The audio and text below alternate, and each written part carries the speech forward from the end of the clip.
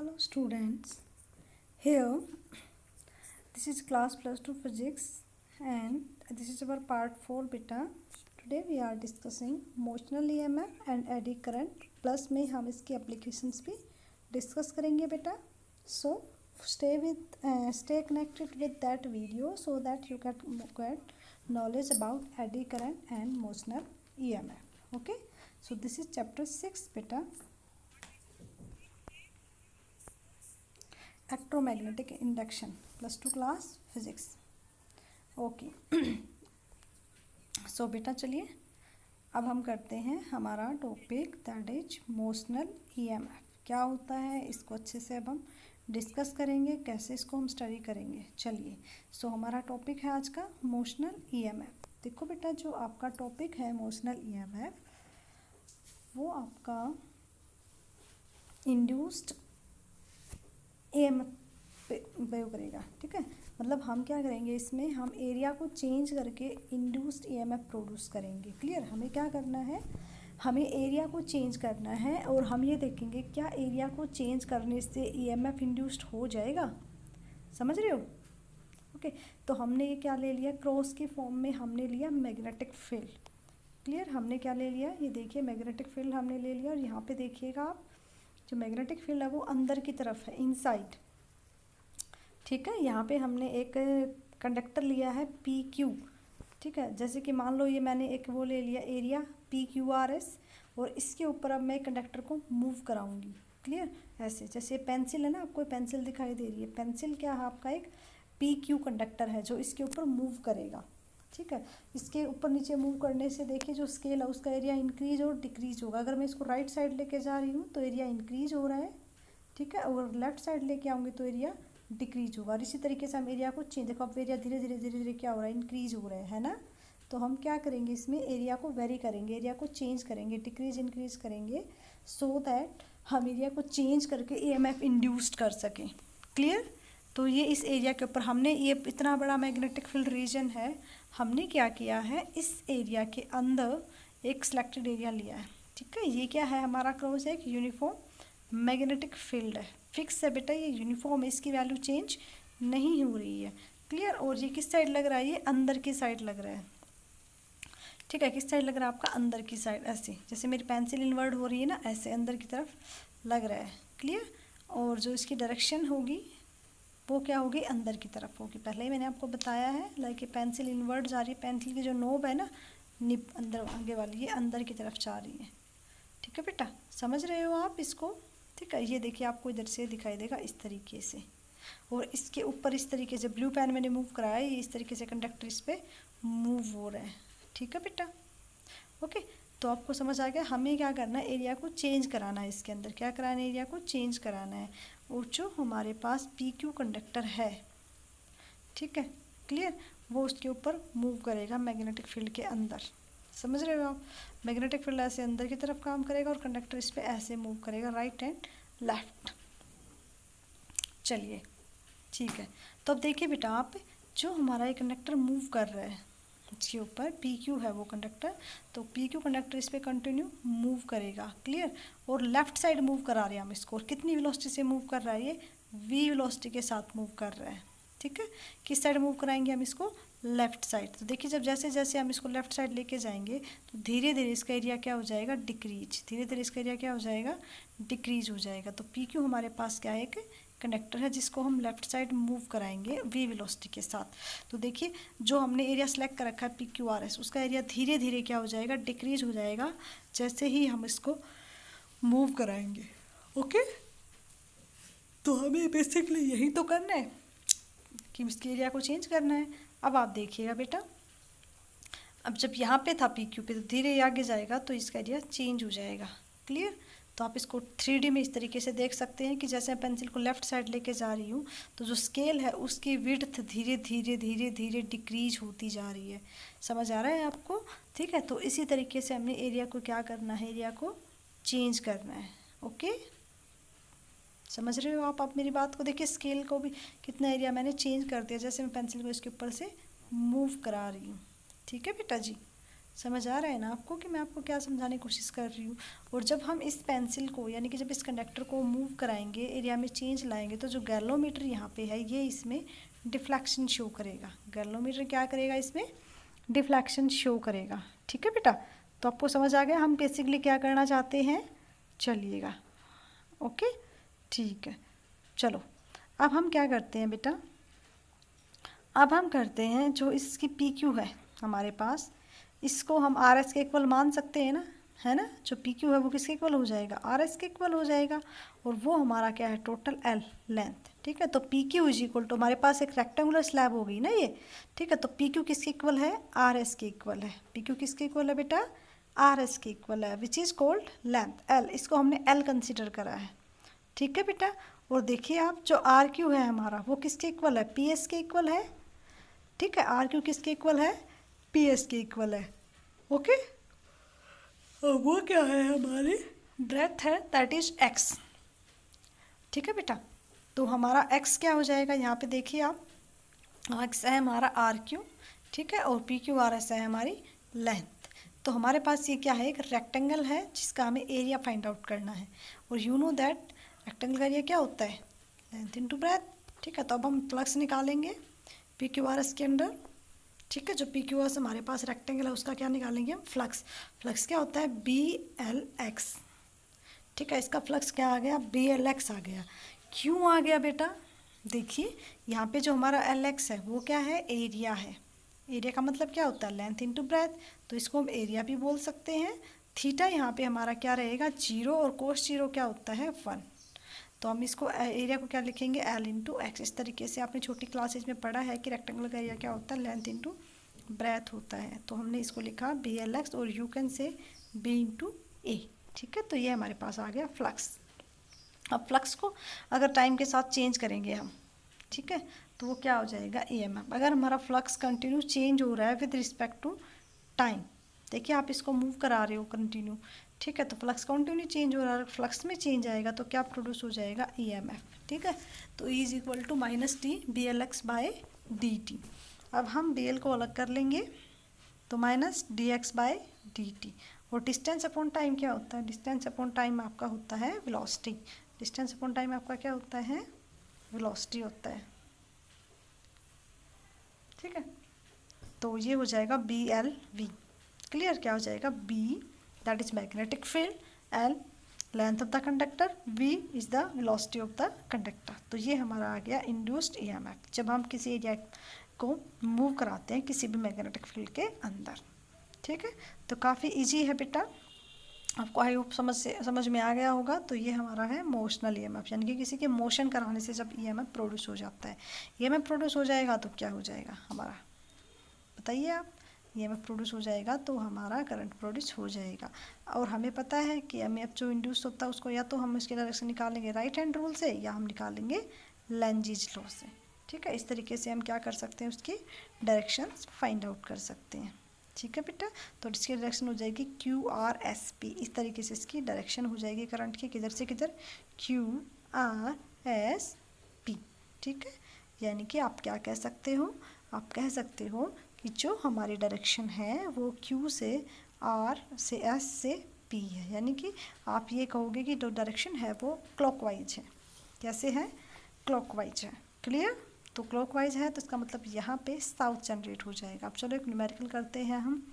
A wire of length 0.1 metre move speed of 10 metre per second. ठीक है, तो length कितनी दे रखी है हमें, 0.1 मीटर। ठीक है, ओके, स्पीड कितनी दे रखी है, 10 मीटर पर सेकेंड। और बी कितना दे रखा है, 1 वेबर पर मीटर स्क्वायर। ठीक है, ये हमारे पास, तो ई हमें ई एम एफ हमें निकालना है। तो चलिए बेटा इसको सोल्व करते हैं हम। हाँ जी, so we know that E is equal to B L V. किसी कंडक्टर के लिए यही फॉर्मूला यूज़ करते हैं हम। ओके, तो यहाँ पे सबके वैल्यूज़ पुट करेंगे अब हम। चलिए फिर वैल्यूज़ पुट करते हैं बेटा। So E is equal to B क्या हो जाएगा, 1 इंटू 0.1 इंटू 10। क्लियर, फिर आ जाएगा 1 वोल्ट। आपका ये क्या आ गया, ई एम एफ। ठीक है, अब हम अपना करते हैं next topic, that is eddy current. Eddy means क्या होता है, एडी मीन्स होता है आपका एक तरीके का भंवर। ठीक है, जैसे आपको मैंने स्क्रीन में दिखा भी रखा है। ठीक है, तो एडी होता है हमारा एक तरीके का भंवर, जैसे पानी में ऐसे वो भंवर सा बन जाता है ना, उलझ, जब पत्थर फेंकते हैं उलझ सा जाता है। ठीक है, तो एडी करंट को हम लिखेंगे इट इज। तो कैसे इसको हम डिफाइन करेंगे बच्चे, ये एक तरीके का इंड्यूस्ड करंट होता है जो बड़ी बड़ी मेटल्स में जनरेट होता है, जो बड़े कंडक्टर होते हैं ना उनके अंदर जनरेट हो जाता है। ये काफ़ी बेनिफिशियल भी है हमारे लिए और हार्मफुल भी है। ठीक है, तो चलिए बेटा इसको करते हैं। आपको स्क्रीन पे दिखाई भी दे रहा होगा कैसे प्रोड्यूस हो रहा, तो इट इज़ इंड्यूस्ड करंट। कैसा करंट है ये, इंड्यूस्ड करंट है। किस में प्रोड्यूस होता है, बल्क मटेरियल्स में, बल्क पीसीज ऑफ मेटल्स में प्रोड्यूस होता है। ये बड़े बड़े जो मेटल के पीसी, जो जितना छोटा पीस रहेगा ना उतना हमारे लिए अच्छा रहेगा, तो जितना बड़ा पीस होगा उसमें इंड्यूस्ड करंट ज़्यादा प्रोड्यूस होता है। तो it is induced in bulk PCs of conductor. ठीक है, तो ये बड़े बड़े पीसीज जो होते हैं कंडक्टर के उनमें यूज किया जाता है। ठीक है, when the amount of magnetic flux, जब क्या होगा आपका जो मैग्नेटिक फ्लक्स है वो चेंज होगा। Clear, when the amount of magnetic flux link with the coil. ठीक है, जो कोयल के साथ या किसी भी कंडक्टर के साथ जो मैग्नेटिक फ्लक्स लिंक है हमारा, अटैच हो रखा है, अगर वो चेंज हो रहा है तो हम क्या कहेंगे, वहाँ पे आपका इंड्यूस्ड करंट प्रोड्यूस हो जाएगा, that is eddy current produce हो जाएगा। एडी मीन्स क्या होता है, भंवर। ये आप याद रखोगे, जैसे आप किसी पत्थर को पानी में फेंकते हो तो वहाँ पे पानी का भंवर सा बन जाता है, मतलब पानी का एक गुच्छा सा बन जाता है, एक तरीके से पानी इकट्ठा हो जाता है, उसको बोलते हैं एडी करंट। ठीक है, चलिए अब आपको पता है फ्लक्स फाई क्या होता है, A B cos theta. Clear, A क्या है एरिया, बी क्या है magnetic field, and theta is the angle between A and B. ठीक है, थीटा किसके बीच का एंगल है, ए एंड बी के बीच का एंगल है बेटा। चलिए तो अब हम देखेंगे, देखिए आपको स्क्रीन में दिखाई दे रहा है कि यहाँ पे हमने क्या लिया है, एक कोयल ली है, उसमें मैग्नेटिक फील्ड प्रोड्यूस हो रहा है। तो नीचे जो कंडक्टिंग मेटल प्लेट है, ठीक है, उसमें आप देखिए गोल गोल ये क्या बन रहे हैं, एडी करंट बन रहे हैं। ठीक है, क्या बन रहे हैं आपके, एडी करंट। आप इसको ऐसे भी समझ सकते हो, अगर मैं दो वो लेती हूँ, नॉर्थ साउथ मैग्नेटिक पोल्स लेती हूँ, उनके बीच में किसी कंडक्टर को लेती हूँ, तो उसमें भी क्या हो जाएगा आपका, एडी करंट इंड्यूस्ड हो जाएगा। ठीक है, और इसको किसने डिस्कवर किया था बेटा, फौकॉल्ट ने। किसने डिस्कवर करा था, फौकॉल्ट ने डिस्कवर करा था। ठीक है, 1895 में। किस में डिस्कवर करा था, 1895 में डिस्कवर करा था। ठीक है, इसलिए इसको फौकॉल्ट करंट भी कहते हैं। क्या कहते हैं, फौकॉल्ट करंट भी कहते हैं। समझ गए आप, तो एडी करंट या फौकॉल्ट करंट दोनों का मतलब एक ही है। कब डिस्कवर हुए थे बेटा, ये 1895 में। क्लियर, तो ये आपको ध्यान रखना है कि बल्क पीसीज में प्रोड्यूस होता है। ठीक है, चलिए अब इसका हम एक एग्जांपल कर लेते हैं। देखिए बेटा, अगर हम मान लो किसी भी दो मैग्नेट के बीच में एक मटेरियल को रखते हैं तो उसमें क्या हो जाता है, एडी करंट इंड्यूस्ड हो जाता है। ठीक है, तो हमने ये मैग्नेटिक फील्ड, देखो आपको स्क्रीन में दिखाई दे रहा है नॉर्थ टू साउथ, तो ये क्या हो जाएगी मैग्नेटिक फील्ड की डायरेक्शन। ये मैंने आपको 2D विजुअलाइजेशन करके दिखाया है स्क्रीन पे, और यहाँ पे देखिएगा आप, साथ में मैंने आपको 3D में भी दिखा रही हूँ। रबड़ मैंने एक कंडक्टर लिया है जो मैंने मैग्नेटिक फील्ड के अंदर रखने की कोशिश कर रही हूँ। तो जब मैं इसको मैग्नेटिक फील्ड में रखूँगी, इस कंडक्टर मटेरियल को, इस कंडक्टर प्लेट को, तो इसमें क्या हो जाएगा आपका एडी करंट यानी कि EMF इंड्यूस्ड हो जाएगा, एक तरीके का एडी करंट इंड्यूस्ड हो जाएगा। देखिए बेटा आप एक बार यहाँ पे देखिएगा, मैंने क्या कर रखा है, मैंने एक ऊपर कंडक्टर मटेरियल लिया हुआ है और यहाँ पे एक कोयल है जिसमें कंटिन्यू मैग्नेटिक फील्ड चेंज हो रहा है। तो ऊपर जो हमारी लाइट मेटल डिस्क है उसमें देखिए सर्कुलर शेप की क्या आ गए हैं, एडी करंट आ गए हैं। किस शेप में आया है, सर्कुलर शेप में आया है बेटा। ठीक है, सेमी सर्कुलर शेप्स है हमारी। ये किसका शो कर, देखो मैंने आपको इसमें स्क्रीन में भी अलग से शो कर रखा है किस तरीके का एडी करंट बनेगा जब आप उसके पास कोई मैग्नेट लेके आओगे। ठीक है, मैंने क्या करा है, इस कोयल में करंट प्रोड्यूस करा, करंट प्रोड्यूस करने से इसमें क्या हो गया, EMF प्रोड्यूस हो गया। ठीक है, और इसमें ऊपर क्या, जो ऊपर मेटल डिस्क है उसमें सर्कुलर फॉर्म में क्या करंट हो गया, एडी करंट प्रोड्यूस हो गया। ठीक है, किस फॉर्म में करंट हो रहा है, एडी करंट सर्कुलर फॉर्म में हो रहा है। क्लियर, समझ में आ रहा है आपको, तो ये हमारा एडी करंट है। क्लियर, चलिए अब देखिए बेटा, इसमें देखो जब हम आप EMF प्रोड्यूस होगा तो क्या हो जाएगा, EMF प्रोड्यूस होने से देखिए इसमें EMF जो फ्लक्स है, फ्लक्स हमारा चेंज हो जाएगा। फ्लक्स चेंज होगा तो मेटल डिस्क में क्या हो जाएगा, करंट बनेगा। करंट होगा तो वो हीट होगी, गर्म भी होगी, और गर्म होगी तो उसमें क्या हो जाएगा, आपका करंट बन जाएगा। ठीक है, और वो किस फॉर्म में बनेगा, सर्कुलर डिस्क की फॉर्म में बनेगा। ये आपको ध्यान रखना है।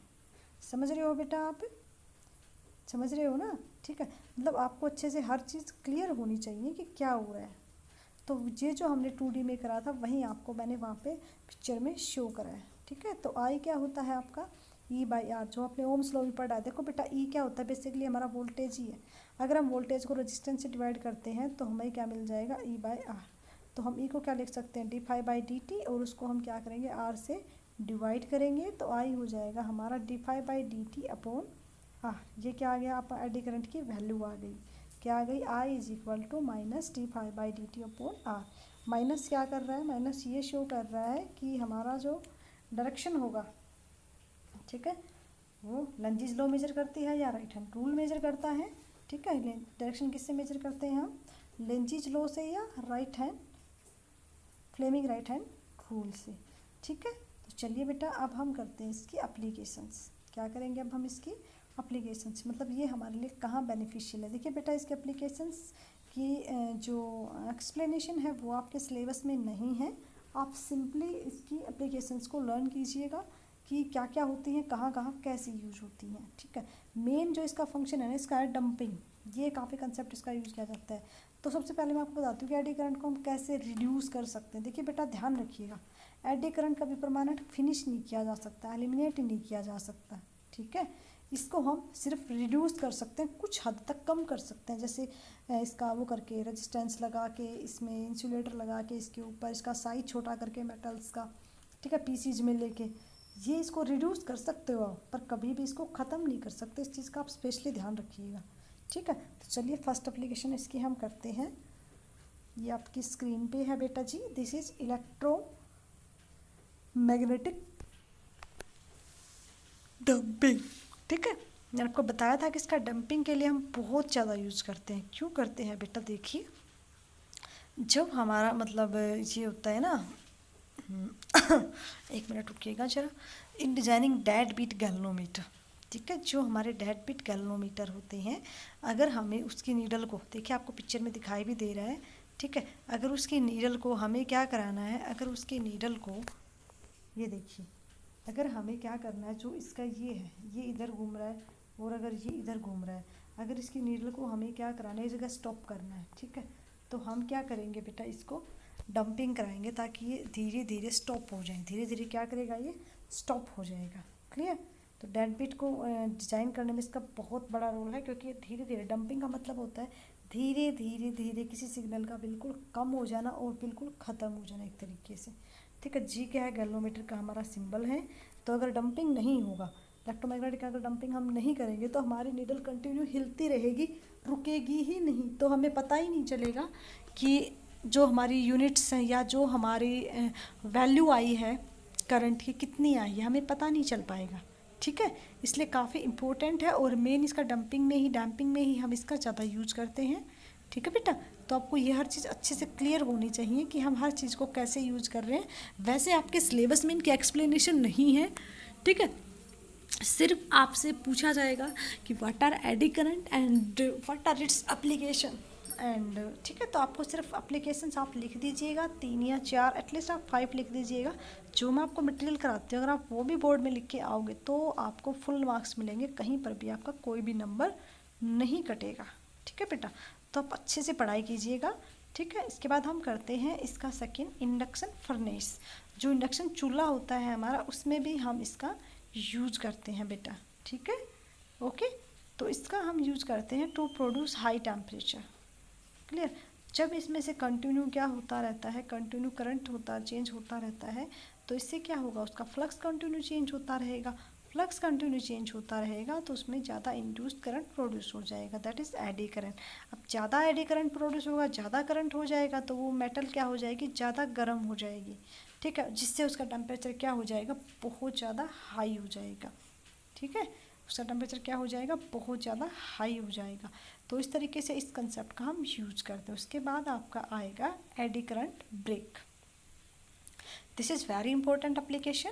क्लियर, तो एडी करंट ब्रेकिंग सिस्टम क्या होता है, it is an unseen braking system, मतलब आपको दिखाई नहीं देता। Okay, which makes use of opposing tendency of eddy current to inhibit the motion of a mechanical system. ठीक है, जो हमारी ये बुलेट ट्रेन्स वगैरह होती है ना बेटा, यहाँ पे हम इसका यूज़ करते हैं। क्लियर, क्योंकि वैसे तो ब्रेक लगाते हैं ट्रेन में, जो हमारे यहाँ पे ट्रेन चलती है वो तो अलग मेथड है।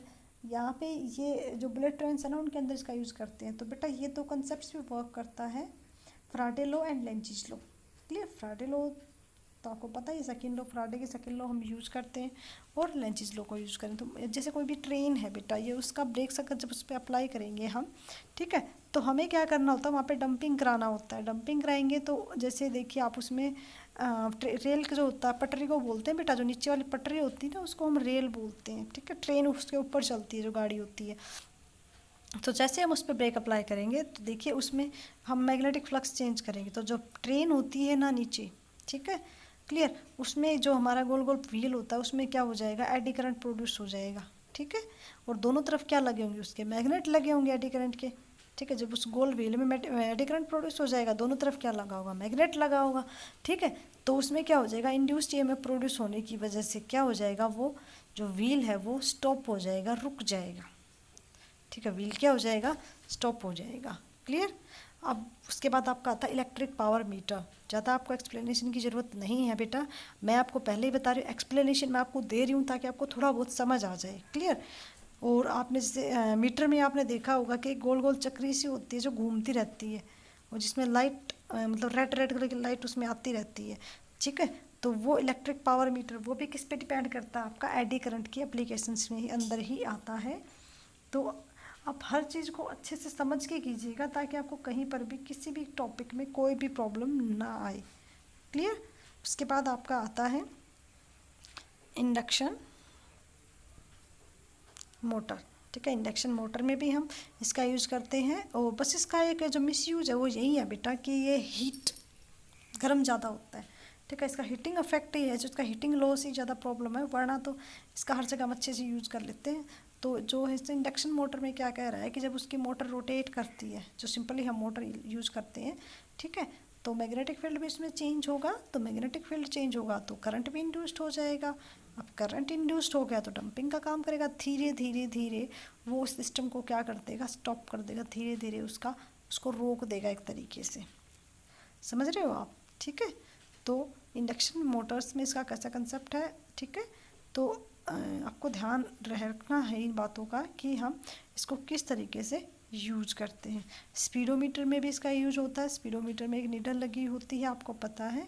तो जब हम गाड़ी वगैरह को चलाते हैं तब उसका वहाँ पर भी यूज करते हैं, स्पीडोमीटर के अंदर भी, ठीक है, क्लियर। आपको सारी बातें समझ आ रही हैं अच्छे से, हाँ जी, चलिए, वेरी गुड। अब इसका हम यूज करते हैं डायथर्मिक, ठीक है, डायथर्मिक में भी इसका यूज करते हैं, क्लियर। तो आप बस आप इसके एप्लीकेशंस याद रखिएगा बच्चे, और तो ज़्यादा इसमें कुछ एक्सप्लेन करने का है नहीं, क्योंकि इनकी डीपली एक्सप्लेनेशन आपकी बड़ी क्लासेज में आती है, क्लियर। तो आप सिंपली एडी करंट की डेफिनेशन याद रखिएगा, उसके यूजेस, उसके एप्लीकेशंस क्या क्या हैं, कहाँ कैसे यूज करते हैं उसको, ठीक है, एटलीस्ट 5 याद रखिएगा। अब हम करने वाले हैं इसके डिसएडवांटेज, क्लियर। क्या करेंगे अब हम इसके डिसएडवांटेज, मतलब कहाँ इसका नुकसान है हमें, ओके। तो बेटा इसके काफ़ी सारे डिसएडवांटेज है, मेन जो इसका डिसएडवांटेज यही है कि कोई भी मेटल है, आप बताइएगा, जब वो गर्म होगी, ठीक है, तो वो क्या करेगी, it oppose the relative motion of two metals, ठीक है, जिनके बीच में मतलब मोशन, दो बॉडी जिनके बीच में, बिकॉज आपको पता है जो ये मैग्नेटिक फ्लक्स वाला जो सिस्टम हम करते हैं उसमें हम दो कॉइल्स को रोटेट कराते हैं, क्लियर, एक दूसरे से दूर या पास लेके जाते हैं, जिससे वो अपोजिट करते हैं रिलेटिव मोशंस को। उसके बाद आपका आता है मेन एनर्जी लॉस, बहुत ज़्यादा ज़बरदस्त इसका डिसएडवांटेज यही है कि इसमें एनर्जी लॉस बहुत ज़्यादा इन फॉर्म ऑफ हीट, ठीक है, मतलब हीट की फॉर्म, मतलब चीज़ों को गर्म कर देता है, और कई बार तो इतना ज़्यादा गर्म हो जाती है हमारी मेटल्स की वो मेल्ट तक हो जाती हैं, ठीक है, क्या हो जाती है, वो मेल्ट तक हो जाती है। तो इसके लिए हम क्या करते हैं, इसके लिए हमारे पास सॉल्यूशन होता है कि एक्सेस हीट ज़्यादा हो जाती है। एक्सेस हीट की वजह से मैंने आपको बताया कि हमारा जो इंसुलेटेड मटेरियल है वो मेल्ट हो जाता है, और कई बार तो ऐसा हो जाता है कि इंसुलेशन मटेरियल ही ब्रेक नहीं होता, बल्कि जो हमारी मेटल है वो भी मेल्ट हो जाती है, क्लियर। तो अब हम करेंगे मेथड टू रिड्यूस, ठीक है, इसको हम एनर्जी लॉस को कैसे कम करें, क्या करें, क्लियर। जैसे इसका आपको पता है ये कहाँ का यूज होता है, ट्रांसफार्मर वगैरह में इनका हम मेटल्स का यूज करते हैं, ठीक है, जनरेटर में यूज करते हैं, तो वहाँ पे भी एडी करंट प्रोड्यूस हो सकता है। तो आपने देखा होगा कि वहाँ पे काफ़ी छोटी छोटी प्लेट्स लगाते हैं हम, क्लियर, और उन मेटल्स के छोटे छोटे प्लेट्स के बीच में भी हम क्या कोशिश करते हैं, इंसुलेटर डाल दें या ज़्यादा रेजिस्टेंस बढ़ा दें उनके बीच में, ठीक है। हम बड़ी प्लेट यूज नहीं करते क्योंकि ज़्यादा प्लेट होगी, बल्क मटेरियल होगा, तो उससे क्या हो जाएगा, आपका एडी करंट ज़्यादा हो जाएगा और वो मेटल ज़्यादा मेल्ट हो जाएगी, ज़्यादा गर्म हो जाएगी। इसलिए हम क्या करते हैं, कोशिश करते हैं कि हम छोटी छोटी शीट्स का यूज़ करें। ठीक है, क्या करते हैं, छोटी छोटी शीट्स को यूज़ करने की कोशिश करते हैं। आप जैसे देखिए, अगर मैंने ये बुक ली है, ये इसकी मान लो छोटी छोटी सीट्स आपको ये दिखाई दे रही है, इस तरीके से पतली पतली सीट्स डाली जाती है जनरेटर मोटर्स के अंदर। ठीक है, और इनके बीच में हम क्या करते हैं, इंसुलेटर डाल देते हैं, ताकि एक जो हमारी प्लेट है, जो एक हमारी मेटेलिक कंडक्टर है, उसका जो एडी करंट है वो उसी के अंदर रहे, दूसरे के ऊपर अफेक्ट ना डाले। क्लियर, समझ रहे हो आप? जैसे मैंने इसके बीच में हाथ रख दिया, तो अब इस पहले वाले पेज में जो प्रॉब्लम है वो प्रॉब्लम दूसरे वाले पेज को परेशान नहीं करेगी। क्लियर, अगर आप सबको डायरेक्ट अटैच कर दोगे कंडक्टिंग मटेरियल के साथ, तो अगर एक में करंट प्रोड्यूस हो जाएगा तो वो दूसरे को भी प्रोड्यूस, उसका खुद का तो भाई पर्सनली, दूसरे वाले का भी ऐड हो जाएगा, तो उससे ज़्यादा प्रॉब्लम हो जाएगी। उससे हमारा क्या हो सकता है, पूरा सिस्टम भी ख़राब हो सकता है। समझ रहे हो आप? इससे क्या हो सकता है, हमारा पूरा सिस्टम, इनके पूरा का पूरा ट्रांसफार्मर उड़ सकता है, सारा मशीन ख़राब हो सकती है जो हमने इतनी मेहनत से बनाई है। समझ रहे हो? तो हमें क्या करना है, हमें छोटे छोटे पार्ट्स में इनको यूज़ करना है, सो दैट हाँ हम क्या करें कि हाँ देखिए, एडी करंट परमानेंट ख़त्म नहीं हो सकता, I already tell you.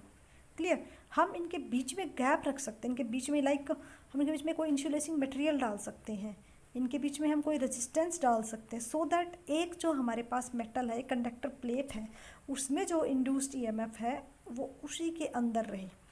Clear, वो दूसरे वाले को डिस्टर्ब ना करे। ठीक है, समझ रहे हो आप मेरी बात? और छोटी छोटी प्लेट्स ले, जितना हो सके, जितनी छोटी प्लेट्स हम लेंगे, ठीक है, जितने पार्ट्स में उसको बांटेंगे, उतना हमारा एडी करंट रिड्यूस होता चला जाएगा। ठीक है, जैसे मैं आपको दिखा भी रही हूँ कि जैसे मैंने रबर डाला हुआ है, तो मैंने ऐसे आप 3D में 2 प्लेट्स ले और उनके बीच में ऐसा इंसुलेटर डाल दें उसके बीच में। ठीक है, इंसुलेटर डालने से क्या हो जाएगा, जो करंट है वो दूसरी प्लेट में फ्लो नहीं करेगा। ठीक है, और उनके बीच में क्या हो जाएगा, कम से कम हीट लॉस होगा और कम से कम वो क्या हो जाएंगी, बॉडी गर्म होंगी। इससे क्या बेनिफिट होगा आपको, इससे हमें ये बेनिफिट हो जाएगा कि जो हमारी बॉडी है वो सेफ रहेगी। ठीक है, क्योंकि हीट क्या होती है, directly proportional to H is equal to I square R T, तो पावर क्या हो जाएगा, H/T, that is I square R T. तो हम क्या देख रहे हैं, अगर करंट बढ़ रहा है तो हीट बढ़ेगी तो उसकी पावर्स में भी क्या हो जाएगी, प्रॉब्लम हो जाएगी। क्लियर, तो प्रॉपरली वर्क नहीं कर पाएगा वो। ओके, क्योंकि ज़्यादा गर्म हो जाएगा तो आप बताइए खुद से, प्रॉपर वर्क नहीं कर पाएगा, हमारा सीट जल जाएगा, सीट जल जाएगा तो भाई पूरा सिस्टम भी जल जाएगा, है ना। तो आपको क्या करना है, छोटे छोटे पार्ट्स में सीट्स को यूज़ करना है, उनके बीच में इंसुलेटर आप लगाइएगा। क्लियर, ठीक है। तो बेटा आपको ये बड़े अच्छे से करना है। I hope this is very helpful for you. Thank you so much. Okay, thanks a lot, have a nice day, take care.